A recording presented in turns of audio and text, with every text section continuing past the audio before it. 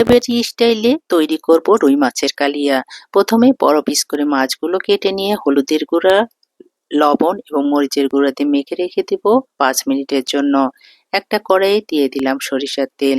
তেল গরম হয়ে গিয়েছে, এবার মাছগুলো আমি এপিট ওপিট ভেজে নেব। ভাজা হয়ে গিয়েছে, এবার আমি উঠিয়ে নেব।